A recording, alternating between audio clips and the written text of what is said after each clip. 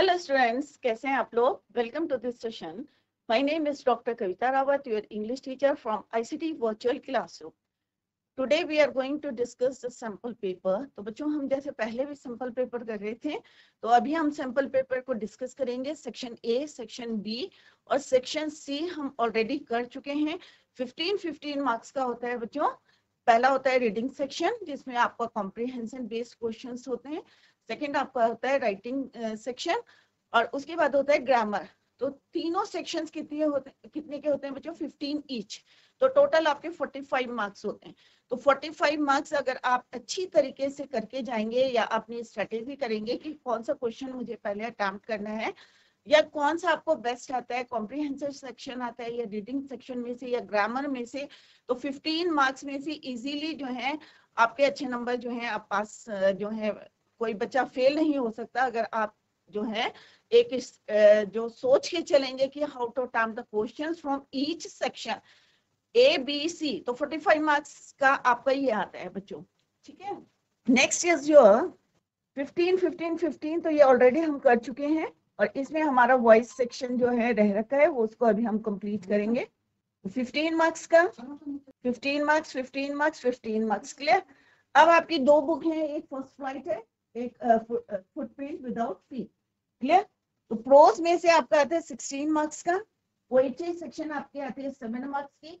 एक आता है आपका एक्सटेंजा जो आपका एक्सट्रैक्ट बेस्ड क्वेश्चंस होते हैं और 20-30 वर्ड्स के दो क्वेश्चंस होते हैं 2 मार्क्स ईच. और 3 मार्क्स का आपका एक्सट्रैक्ट बेस्ड क्वेश्चन होते हैं. तो टोटल आपका 7 मार्क्स का आता है पोएट्री सेक्शन से.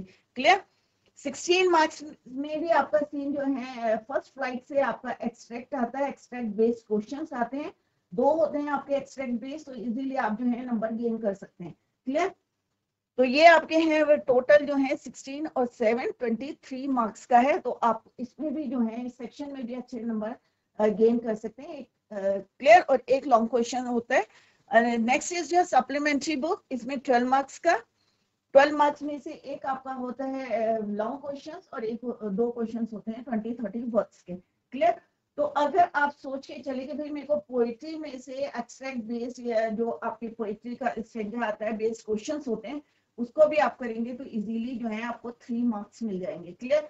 फिर 20-30 के होते हैं 4 मार्क्स में के क्वेश्चंस होते हैं क्योंकि आपकी प्रिपरेशन कंप्लीट रहती है पोएट्री सेक्शन की, तो it is easy for you to answer the questions. Clear. Prose में भी आपको 2 एक्सट्रैक्ट देते हैं तो आपको इजीली जो है उसी में से, क्योंकि आंसर किसमें होते हैं with in the passage. Clear. तो उसी में से आपको आंसर देने होते हैं. क्लियर. तो अभी हम इसी को कंटिन्यू करेंगे. Let's see the next section. तो सी सेक्शन है, इसमें जैसे अभी मैंने बताया 2 आपको एक्सट्रैक्ट बेस्ड होते हैं और 20-30 वर्ड्स के भी क्वेश्चंस होते हैं 30-40 वर्ड्स के, और एक होता है 80 वर्ड्स का लॉन्ग क्वेश्चन. पोएट्री में A1 एक्सट्रैक्ट, इसमें इंटरनल चॉइस दी रहती है आपको, जो आपको बेस्ट आता है वही आप अटेम्प्ट करें.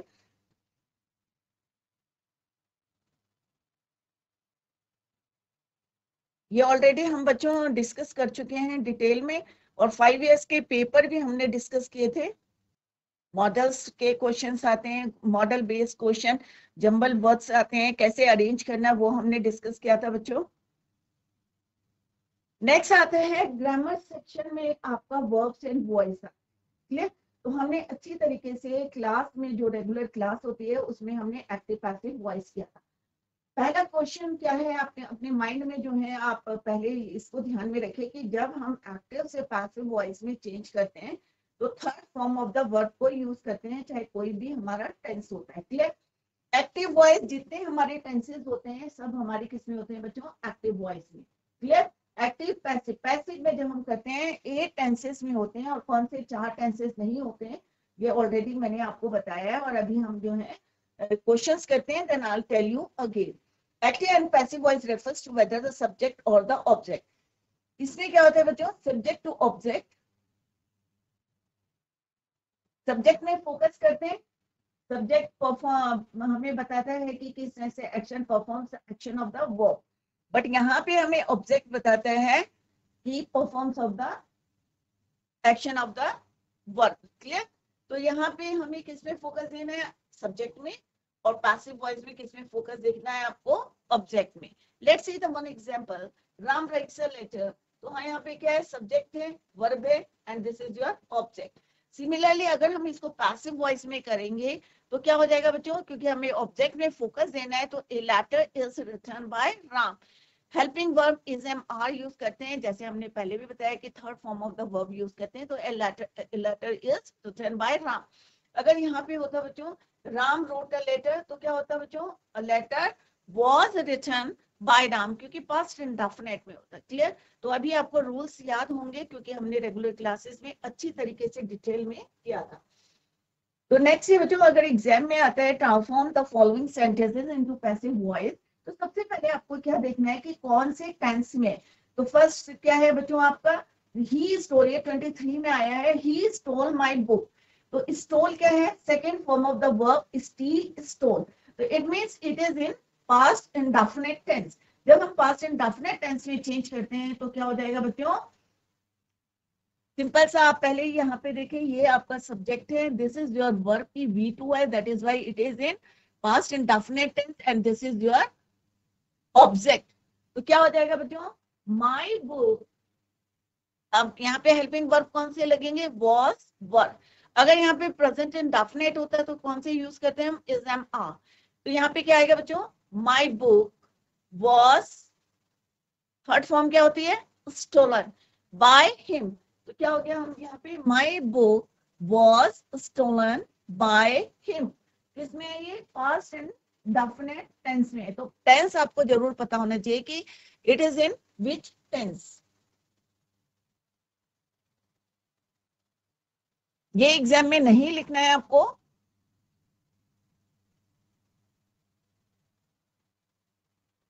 Clear?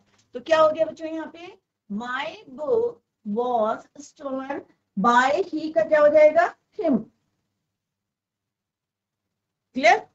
Similarly in the next sentence, पहले हम देखेंगे कि it is in which tense. तो someone was reading the reminder, तो इट मींस वाज रीडिंग है। रीडिंग आईएनजी फॉर्म हम किस में यूज करते हैं बच्चों? कॉन्टिन्यूअस टेंस में। और वाज लगा है तो it means it is in past continuous tense. Past continuous tense में हम क्या यूज करते हैं? बीइंग। क्लियर? सेम आपको मेथड यूज करना है।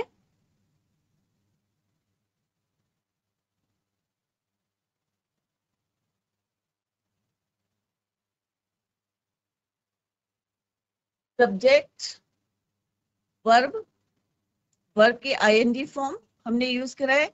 ये क्या है आपका? एयू, ऑक्सिलरी वर्ब या helping verb. Clear? And this is your object. तो हम ऑब्जेक्ट से शुरू करेंगे। The object was being, read का क्या हो जाएगा बच्चों? Third form red. प्रोनाउंसिएशन क्या होता है? रेड। स्पेलिंग क्या रहती है? READ। बाय समवन आपको लिखना है तो लिख ले, अगर यहाँ पे भी छोड़ देंगे तो इट इज ऑब्वियस कि किसी ने पढ़ी है। Was being read, the Ramayana was being read. तो आपको ये ध्यान में रखना है कि चाहे वो प्रेजेंट कॉन्टिन्यूअस टेंस है चाहे पास्ट कॉन्टिन्यूअस टेंस है, आपको क्या यूज करना है? बीइंग। क्योंकि फ्यूचर कॉन्टिन्यूअस टेंस में हम एक्टिव से पैसिव वॉइस में नहीं चेंज करते हैं, ये आपको याद होगा। क्लियर? नेक्स्ट है ही प्रेज्ड मी। सिंपल सा किसमें है बच्चों? ये पास्ट इंडेफिनिट टेंस। नेक्स्ट किसमें है बच्चों? Present indefinite.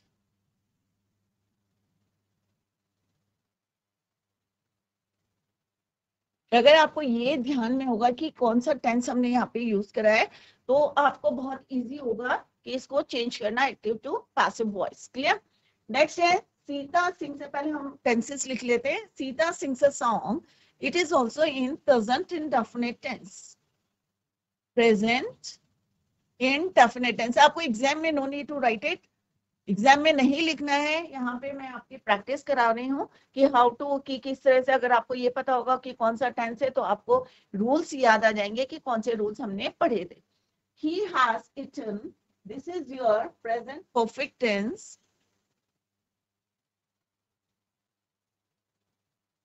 पहले हम इनको कर लेते हैं, then we will do next one। He praised me, simple सा है आपका subject, verb, and this is your object. अब मी है तो क्या हो जाएगा बच्चों, आई। प्रेज सेकेंड, ये आपका पास्ट एंड डेफिनेट है तो क्या हो जाएगा बच्चों, second form of the verb यहाँ पे यूज हुई है। तो क्या हो जाएगा यहाँ पे, वॉज। प्रेज का थर्ड फॉर्म क्या होता है, प्रेज बाय ही का क्या हो जाएगा, him. I was praised by him. Similarly, Mr. Sharma teaches us English. अब इसको आप दो तरीके से लिख सकते हैं, एक क्योंकि ये भी किसमें है, प्रेजेंट एंड डेफिनेट में है, तो हम क्या लिखेंगे यहाँ पे, इज। इंग्लिश इज, टीच का क्या हो जाएगा, taught। taught us to us by Mr. Sharma, क्योंकि मिस्टर शर्मा आपके क्या है, subject, and this is your verb and this is your object. Clear? English is taught to us by Mr. Sharma or we are taught, क्योंकि us है तो us का क्या हो जाएगा बच्चों, we, और we के साथ हम क्या यूज करते हैं, are। तो दोनों अगर आप लिखेंगे तो both the sentences are correct. We are taught English by Mr. Sharma. तो आप इस तरह के, इस यहाँ से जो है ऑब्जेक्ट को ले सकते हैं, we are taught English by Mr. Sharma. Clear? Next है आपका सीता सिंह से सॉन्ग, तो क्या है बच्चों यहाँ पे, subject, verb, and this is your object. और song, अब क्योंकि sings है तो क्या लिखेंगे बच्चों, is taught by Sita. The song is sung by Sita. Sing, sang, sung. He has eaten an apple. Same subject, auxiliary verb. This is your verb and apple is your object. तो क्या हो जाएगा बच्चों, क्योंकि ये क्या है, perfect tense है, प्रेजेंट परफेक्ट टेंस है, तो क्या हो जाएगा, has been eaten. Eat, ate, eaten, third form of the verb.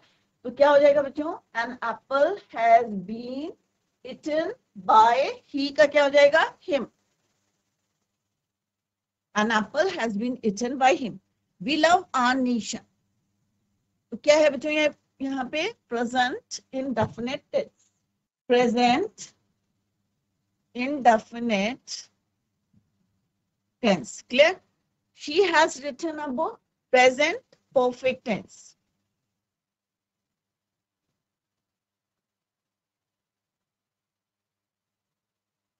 His brother taught him, past indefinite.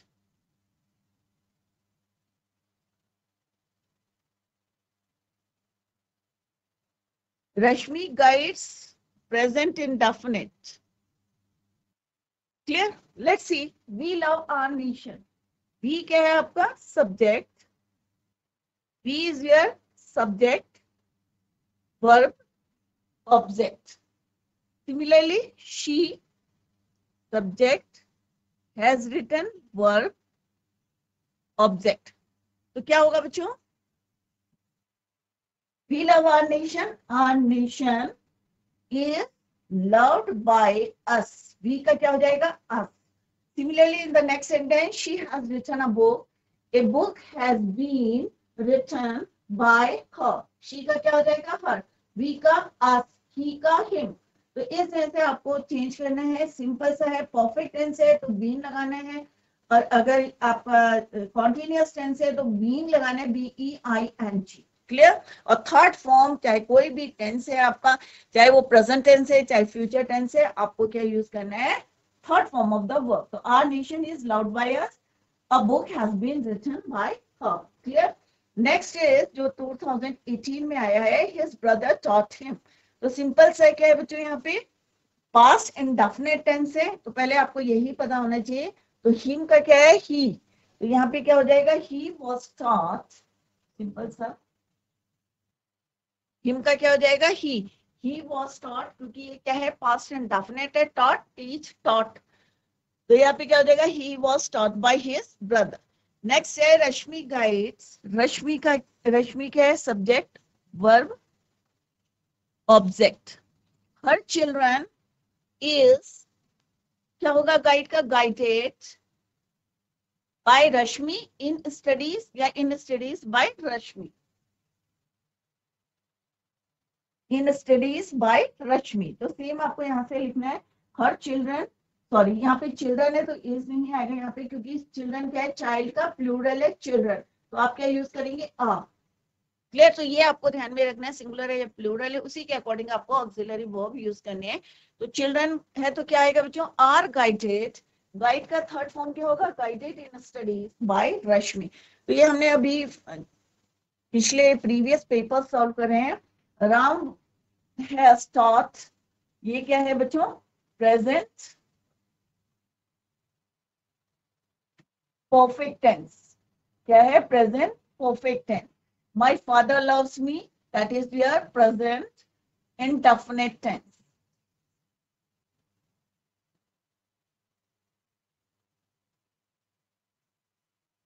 Clear? तो क्या होगा बच्चों, राम हैज टॉट। तो यहाँ पे देखते हैं, let's see, Ram is your subject, ये पूरा क्या है आपका वर्ब, और ये क्या है आपका ऑब्जेक्ट। तो क्या होगा बच्चों, Ahmed has been taught by Ram. क्या होगा बच्चों, Ahmed has been taught, teach taught taught by Ram. Next is your my father loves me, me का क्या हो जाएगा, आई। लव्स है तो क्या हो जाएगा, I am loved by my father. I am loved by my father.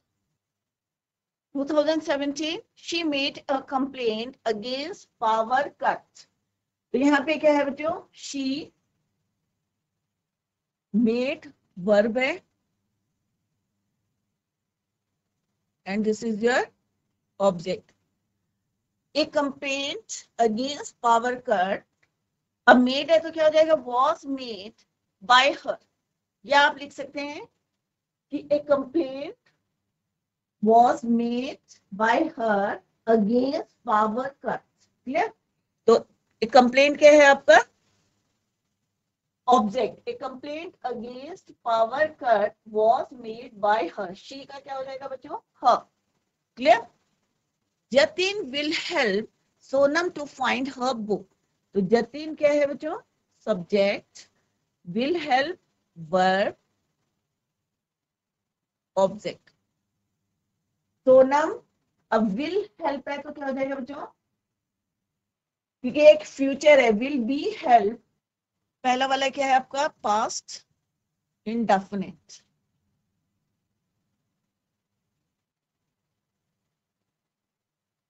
Future indefinite.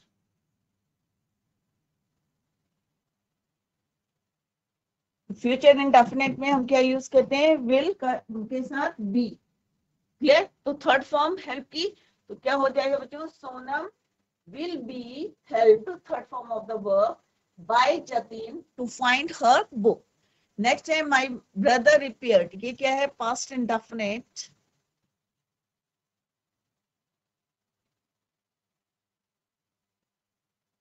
my mother prepares, present indefinite।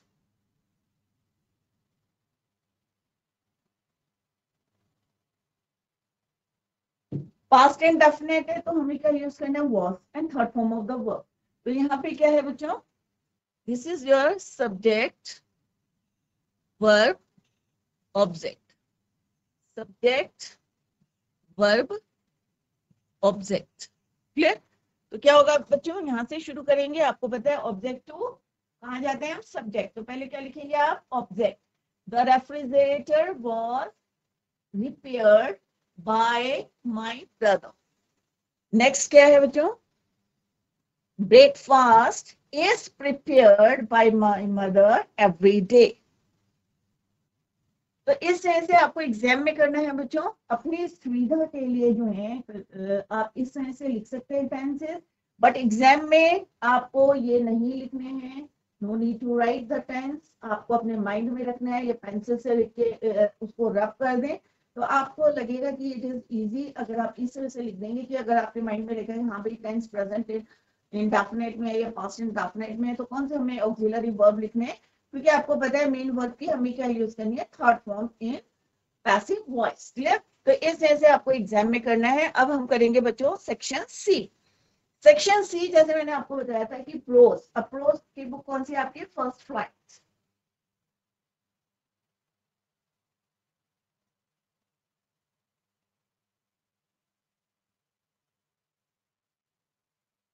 3 number का क्वेश्चन आता है या 4 नंबर का है, या 4 क्वेश्चन होंगे तो 4 नंबर का है, अदरवाइज 3 मार्क्स के एग्जाम में क्वेश्चन आता है। तो पहले आपको क्या करना है, रीड करना है, और रीड करके आपके माइंड में आ जाएगा this is from which chapter, क्योंकि आपके को पता होना चाहिए कि ये कौन से चैप्टर का है एंड फ्रॉम विच बुक। तो फर्स्ट, क्योंकि आपके माइंड में है कि हमने बता रखा है कि आपको फर्स्ट फ्लाइट से ही आता है, क्लियर। तो फर्स्ट फ्लाइट का एक सीन जो है एक्सट्रैक्ट आता है, किसी भी चैप्टर से आ सकता है, ये नहीं कि यहाँ पे जो है कुर्ग जो है ग्लिम्पसेस ऑफ इंडिया वाले चैप्टर का सेकंड पार्ट जो है 2 में डिवाइडेड है, फर्स्ट और सेकंड। तो कुर्ग से लिया गया है यहाँ पे, ग्लिम्पसेस ऑफ इंडिया चैप्टर है, तो जब तक आपके माइंड में नहीं रहेगा ये, तो it is not easy for you to answer the question. तो अभी हमने पढ़ा है यहाँ पे कुर्ग नाम भी यूज हुआ है, तो ऑब्वियसली आपके माइंड में आ जाएगा भाई this is from the book First Flight, and which chapter, that is your Kurg, Glimpses of India. Midway between Mysore and the coastal town of Mangalore sits a piece of heaven that must have drifted. अब आप क्या करेंगे, पहला question पढ़ेंगे तो आपके mind में आ जाएगा भी, जैसे जैसे आप रीच करेंगे तो obviously you get the answer. Where is a Coorg, अब यहाँ पे क्या पूछा है बच्चों, कुर्ग कहाँ है, तो यहाँ पे फर्स्ट लाइन में ही लिखा है कहाँ पे है कुर्ग, ये कहाँ पे है Coorg, midway between Mysore and the coastal town of Mangalore sits a piece of heaven that, बस यहाँ अगर आप इतना ही लिखेंगे तो सफिशिएंट है, क्योंकि 1 नंबर का आंसर, क्लियर। तो यहाँ से आपको आंसर लिखना है,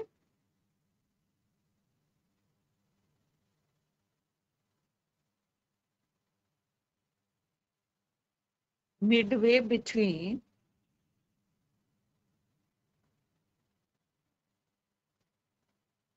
Mysore and the coastal of Mangalore.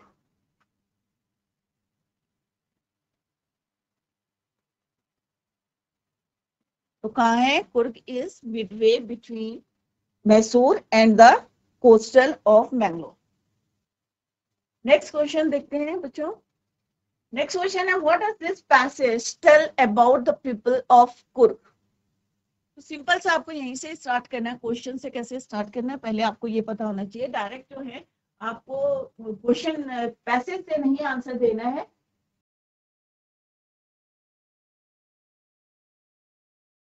तो यहाँ पे क्या है कि क्या बताया गया है, this passage tell us about the people of Coorg, Coorg के लोगों के बारे में क्या बताया गया है।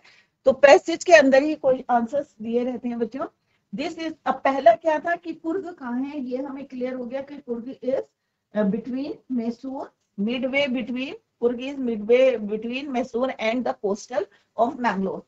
तो हमें फर्स्ट का आंसर मिल गया। Now come to the second question की वहां के लोगों के बारे में पूछा गया है।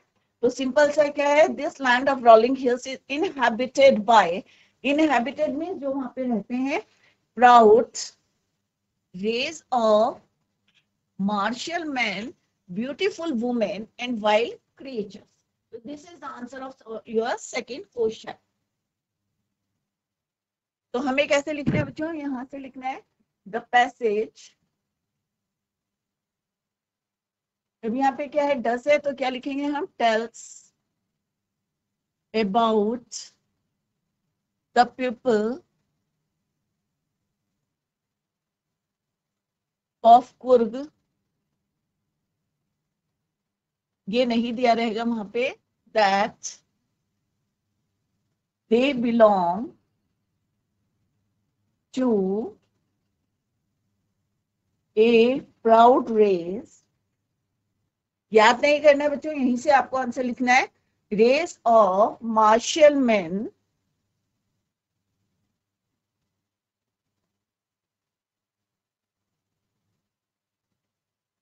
ब्यूटीफुल वुमेन,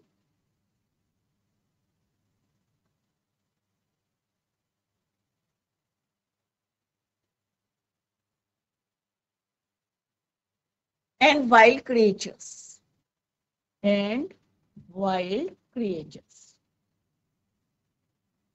तो पहले आप क्या करेंगे, क्वेश्चन रीड करेंगे, पैसेज पढ़ेंगे और वहां पे अंडरलाइन करेंगे और फिर जल्दी से उसको कॉपी करेंगे, क्लियर। नेक्स्ट क्वेश्चन है बच्चों, which is the season of joy in Coorg. अब आपको कहां से लिखना है? The season of city, the season of joy in Coorg, Coorg और Kodagu, the smallest district of Karnataka. अब हमने ये पढ़ा था बच्चों, तो कुर्ग क्या है? कि स्मॉलेस्ट डिस्ट्रिक्ट कहाँ पे है? Karnataka. Is a home to evergreen rain forest. अगर हमें रेन फॉरेस्ट के बारे में पूछते हैं तो आप यहाँ से लिखते हैं।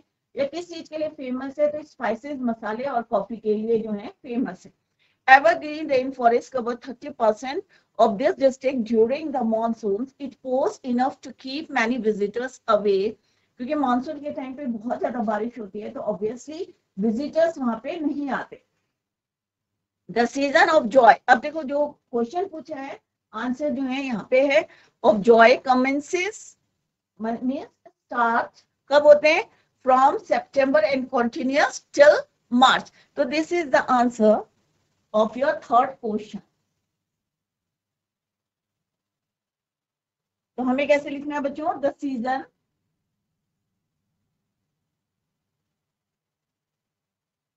Of joy in Coorg commences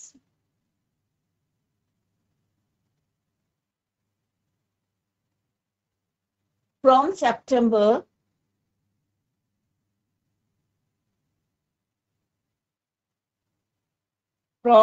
September till end of the March, till March, and continuous till March. तो सिंपल सा है। देखो बच्चों, आपको कुछ लर्न नहीं करना है, पैसेज से आपको जो है आंसर इजीली यू विल जो है आपको आंसर मिल जाएंगे। एग्जाम में भी you will get answer from the passage. तो आपको लर्न नहीं करना है और आपको 3 मार्क्स जो है मिल जाएंगे, या 4 मार्क्स जितने का भी होगा। राइट, तो commences from September and continues till March. Clear? Next question देखते हैं बच्चों। Let's see the next one. Find a word in the passage which means start. अब ऐसा आपको एक वर्ड ढूंढना है जिसका मीनिंग क्या है? स्टार्ट। तो अभी हमने एक वर्ड पढ़ा था बच्चों, commences। मैंने आपको बताया था स्टार्ट, इट मीन्स स्टार्ट। तो यहाँ पे कहाँ पे है ये word? It is in the passage. तो पैसेज से ही आपको ढूंढना है, अपने आप नहीं लिखना है। तो commences is that word which means start. तो क्या लिखना है बच्चों यहाँ पे? A word in the passage which means start is commences. Commences means start in the passage. तो इस तरह से आपको आंसर्स लिखने। तो अभी हमने देखा बच्चों, ये this passage is from Coorg. Coorg से जो है ग्लिम्पसेस ऑफ इंडिया आपका एक चैप्टर है, उसमें सेकेंड पार्ट आपका कुर्ग है, उसमें से ये पैसेज लिया गया है। And this is from the book first flight. तो आपकी सेकेंड बुक सप्लीमेंट्री बुक से नहीं आएगा। सीन पैसेज कहाँ से आएगा बच्चों? फर्स्ट फ्लाइट की बुक से आएगा। कोई सा भी चैप्टर आ सकता है, कोई से भी चैप्टर का आपको एक्सट्रैक्ट दिया रहेगा, और यहाँ पे आपको जो है 2 एक्सट्रैक्ट दिए जाएंगे। तो 3 नंबर जो है इजीली आप जो है इसमें ले सकते हैं एग्जाम में। Clear? Now let's see the next one. The next extract is from which chapter? Clear? तो ये अपने माइंड में रखें, इसको नहीं लिखना है। ये हमने आपकी सुविधा के लिए यहाँ लिखा है कि this passage is from the chapter Coorg, book is your first flight. Next है बच्चों, read the extract, read the following passage and answer the question that follow. तो मैंने आपको बताया था 2 आपको एक्सट्रैक्ट आएंगे, 3 एक्सट्रैक्ट आएंगे। तो किस तरह से आपको आंसर देना वो ऑलरेडी हम अभी डिस्कस कर चुके हैं कुर्ग चैप्टर से। तो यहाँ पे क्या है बच्चों? The post master. अब जैसे ही पोस्ट मास्टर लिखा है तो आपके माइंड में जो है स्ट्राइक कर जाएगा कि this is from the chapter. कौन सा है? A letter to God. Obviously कौन सी बुक का होगा बच्चों? फर्स्ट फ्लाइट का। क्लियर? तो chapter is from a letter to God. The post master, a fat amiable fellow, also broke Out laughing, but almost immediately he turned serious and tapping the letter on his desk, commented, "What faith! I wish I had the faith of the man who wrote this letter, starting up a corresponding with God, so in order not to shake." अब हमें क्या करना है, सबसे पहले read the questions के कौन कौन से क्वेश्चंस हैं, क्योंकि अगर पैसेज रीड करेंगे दोबारा आपको रीड करना पड़ेगा, सो दैट पहले क्या करना है आपको, क्योंकि आपको पता चल गया, it is clear to you कि this passage is from the chapter a letter to God, clear. तो first question is your, what is the postman comment. अब पोस्टमैन ने क्या कमेंट किया था जब उसने लेटर को पढ़ा था या ओपन करा था, तो और पोस्ट मास्टर का फिगर कैसा है, क्योंकि ये कई बार क्वेश्चन में भी आता है, तो पोस्ट मास्टर कैसा था, फैट था, अमेबल फेलो था, क्लियर। तो आंसर क्या होगा बच्चों, द पोस्ट मास्टर कमेंटेड, क्योंकि यहाँ पे क्या है, डिड, तो आपको सिंपल लिखना है कमेंटेड, पूरा यहाँ से लेके यहाँ तक आपको यहाँ से कॉपी करना है, बट यहाँ से लिखना है the post master commented. Next question क्या है, what idea came to his mind, कि उसकी माइंड में कौन सा आइडिया आया। The idea is answering the letter came to his mind, तो उसके माइंड में क्या आया कि एक जो है पत्र लिखने का जो है उसको आइडिया आया। The postmaster came up with an idea, answer the, ये आपका हो गया second and this is your first. तो इस तरह से आप अंडरलाइन करेंगे तो आपको इजी रहेगा आंसर देने के लिए। Who opened and read the letter, तो obviously किसने पढ़ा था बच्चों, the postmaster, clear। Who opened the next is find a letter in the passage which is the opposite of less, तो यहाँ पे एक वर्ड है something more than good, तो less means कम, more means ज्यादा, clear। Now फर्स्ट क्वेश्चन का answer क्या होगा बच्चों, the postmaster commented, आपको यहाँ पे देखना है कि डिड है तो पास्ट टेंस को यूज करना है, कमेंटेड यहां से पूरा यहाँ तक लिखना है आपको, क्लियर, यहाँ से आपको गॉड तक लिखना है, यहाँ पे मैंने अंडरलाइन किया। नेक्स्ट है what idea came to his mind, तो क्या है बच्चों, the idea of answering the letter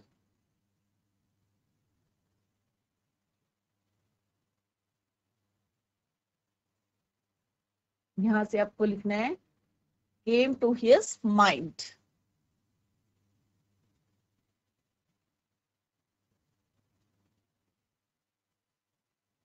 तो यहाँ पे आपको कंप्लीट करना है, clear. Idea of answering the letter came to his mind, तो ये आपको आंसर आया कि भाई जो लेटर है उसका आंसर देना है। Who opened and read the letter, the postmaster opened and read the letter, past tense में तो read, तो सिंपल आपको क्या लिखना है, द पोस्ट मास्टर। नेक्स्ट है find a word in the passage which is the opposite of less, कौन सा वर्ड है बच्चों, मोर। तो मोर क्या है, मोर मीन्स लेस, क्लियर। तो लेस का अपोजिट क्या है, opposite of less is your मोर, और हमने कहां से लिखा है इसको, पैसेज से। तो अभी आपने देखा होगा कि दो हमारे सीन पैसेज आए from the book first flight से, एक आया आपका कुर्ग से glimpses of India, and second is from your chapter, first chapter है letter to God from the book first flight. तो एक ही बुक से आएगा आपका, फर्स्ट फ्लाइट बुक से आएगा, सीन पैसेज आएगा। तो जितने भी चैप्टर्स हैं कहीं से भी कोई भी आपका पैसेज आ सकता है और आपको उस पे बेस्ड क्वेश्चन देने। तो बच्चों ऐसा नहीं है कि बाहर से आंसर लिखना है, with in the passage answer जो है कहाँ पे दिए हैं, पैसेज के अंदर है, और आपको वहीं से उसको फ्रेम करना है, और how to frame the answer, क्योंकि क्वेश्चन से स्टार्ट करके आपको आंसर देना है, डायरेक्ट आंसर नहीं लिखना फ्रॉम द पैसेज, क्लियर। तो अभी हमने दो पैसेज जो है डिस्कस करे हैं, I hope it is clear to you, और बहुत इजी होता है बच्चों to gain the marks in English. तो आप किस तरह से इसमें भी आपके इजीली जो है आपके 3 में से 2 तो आ ही जाएंगे, अगर बिल्कुल करेक्टली लिखें तो 3 आउट ऑफ 3 भी आ सकते हैं। क्योंकि इजी है, आपको क्वेश्चन के आंसर्स कहाँ से लिखने हैं, फ्रॉम द पैसेज। क्लियर? तो सारे बच्चे कोई भी क्वेश्चन इंग्लिश के पेपर में छोड़ के नहीं आएगा, चाहे वो सेक्शन ए है, चाहे सेक्शन बी है, सी है, चाहे डी सेक्शन है। 15-15 नंबर के तीनों सेक्शन होते हैं, ए बी सी। तो किस तरह से आपको लेने हैं नंबर, वो आप जो है सोच के चले। लेटर का फॉर्मेट हमने बताया कि किस तरह से आपको फॉर्मेट बनाना है, क्योंकि हर स्टेप के आपके नंबर होते हैं। और जो कॉम्प्रिहेंसिव के क्वेश्चंस होते हैं वो भी पैसेज से दिया रहते हैं, अनसीन पैसेज होता है। फर्स्टली आपको जो है क्वेश्चन को रीड करना और then read the passage, unseen passage. ये आपके जो है सीन पैसेज होते हैं। तो फर्स्ट है किस तरह से हमने आंसर्स लिखे from the passage. I hope सारे बच्चों को क्लियर हो गया। Clear? Now come to the next question. तो ये फर्स्ट था हमारा, and this is just second from the chapter a letter to God from the book first flight. Next question आता है आपका 5 मार्क्स का आता है, इंटरनल चॉइस दी रहती है बच्चों। Answer the following question in about 80 words. यहाँ पे वर्ड लिमिट दी है आपकी, 80 वर्ड से ज्यादा नहीं लिखना है, कम नहीं लिखना है। Clear? Answer the following question in 80 words. Internal choice है, 5 मार्क्स का आपका ये क्वेश्चन है। Clear? How did Valli plan her bus ride. अभी आपको पता चल गया होगा पहली लाइन पढ़ के कि वली तो किस में है, ये राइट है, यहाँ पे बस राइट है। तो obviously this question is from the chapter madam rights the bus from the book first flight. तो अभी हम प्रोज कर रहे हैं, तो ये क्वेश्चन भी आपका प्रोज का होगा। एक होता है एक्सट्रैक्ट बेस्ड क्वेश्चंस होते हैं और दूसरा होता है 80 वर्ड्स का आपका फर्स्ट फ्लाइट से क्वेश्चन होता है। क्लियर? तो this question is from madam rights the bus. Next part क्या है बच्चों? हाउ डिड, कैसे। तो अभी हमें इसको एक्सप्लेन करेंगे। Next part is what did she find about the bus and how did she save up the fair. क्या उसको पूरी जर्नी के बारे में पहले से पता था? ऑब्वियसली नहीं है, क्योंकि वो अपने घर के बाहर खड़ी होके देखती रहती थी कितने बजे बस आ रही है, उसका अराइवल का टाइम, डिपार्चर का टाइम, कितनी उसमें जो है बस का फेयर है, ये सब जो है वो उसने नोटिस किया और उसके बाद प्लान किया to for bus right. Clear? तो पहले आपको क्या करना है, try to understand the meaning of the question. जब आपको समझ में आ जाएगा कि हाँ भाई यहाँ पे क्या पूछा है, तो ऑटोमेटिकली आप जो है उसका आंसर दे सकते हैं, क्योंकि यू नो कि this question is from the chapter madam rights the bus. Clear? तो बच्चों आज हमने यहाँ तक करा है, तो इसको कल करेंगे, tomorrow we will discuss the next question. तो यहाँ पे आज जितना भी हमने सैंपल पेपर का पार्ट जो है डिस्कस करा है, पूरा आप रिवाइज करके आए, चाहे सेक्शन ए, चाहे बी है, सी है और डी है। क्लियर? तो रिवाइज एट होम और अपनी स्टडी को जो है carry on your preparation. Best of luck. That's all for today. Thank you so much. Bye. Take care. Have a nice